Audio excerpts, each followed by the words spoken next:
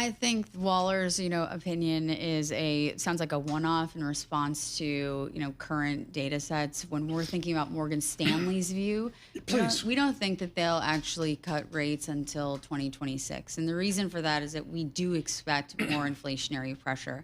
The other thing I just want to mention from my vantage point, I don't want to speak on behalf of our economics team, but from the policy lens, the actual benefit from this tax bill doesn't come into play until 2026 as well. And that's when you're going to get more fiscal policy Right. infusion. So that also could promote, some growth. Right. May slow down the number of cuts, but we do think that impact is going to be delayed and we're going to see it in 2026. To your wheelhouse of big projects, and this has been a theme here, Damien, for the last 10 days. Monica Guerra, do you see the Fed debate, the Trump Fed debate, adjusting CapEx plans into 2026? Our businesses, our institutions, our governments going to adjust their spirit of investment in America because of all this Fed uncertainty?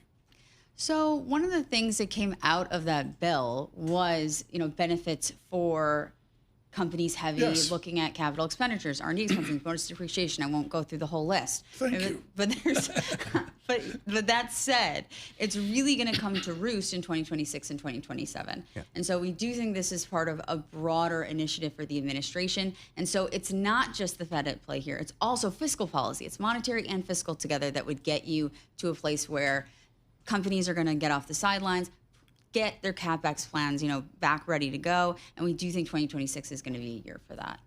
Monica, you and the team at Morgan Stanley have just put out some incredible research on the tariffs, on the impact since the 10% universal went into effect in April. I think you mentioned that on a monthly basis, tariff-related revenue to the U.S. government has jumped from $5 to $22 billion, I think. Is that right? Yes, that's correct. Talk to me about what we can expect with some of this new stuff with the August 1st deadline. I mean, just how high can that, quantify that for us? How much money can the U.S. government make from tariffs on a monthly basis if everything kicks in? If you're looking at current levels, it would come to 2.7 trillion over 10 years, which could offset some of the drag from the One Big Beautiful Bill Act.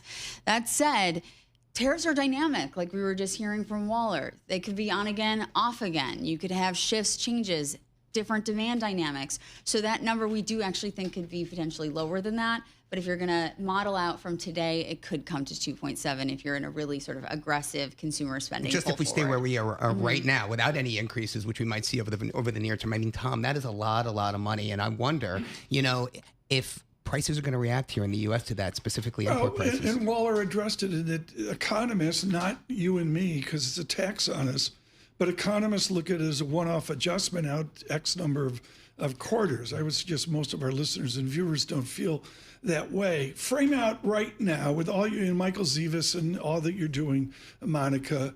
We are at 3% blended tariff. Ernie Tedeschi in the budget lab at Yale is out to a 1934 statistic of about 18-ish%. People are saying, never mind, it'll be 10%, no big deal. Do you buy it? I don't buy that. So that's part of our case that we do think that inflationary pressures are going to persist. So when we're thinking about the average effective tariff rate, we come out at closer to 15%. Again, it's all just based on your assumptions. So 5 times greater than where we were on Jan 1. The important thing here is that you've also had the dollar decline about 10% since the beginning of the year. Right. And that means that if we increase the import tax, right, tariffs, it's going to be more expensive for domestic importers. And then over time, that cost could be passed on to the consumer. So that's something we're also watching really carefully.